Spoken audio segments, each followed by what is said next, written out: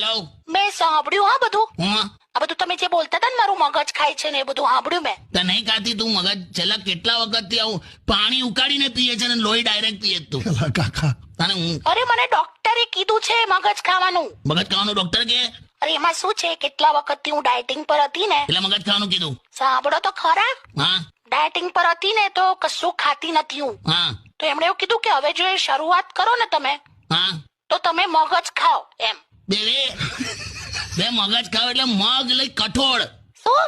મગજ ખાવ એમ એટલે કઠોળ ખાવલી. મગ વાહ તું તો આપણો કઠોળ વાળું મગ. તક પૂછ કશું તો જણાવું તને. અરે બાપ રે. ઓ સીટ એવો હતો. હું સી કહે તો તું એટલે આટલી બધી મારી પાછળ પડી ગયેલી? તો હું તો ડોક્ટર નું માનતી હતી. બાકી you know I am so serious about get lost. Weight loss લી હું ગેટ લોસ? હા સોરી.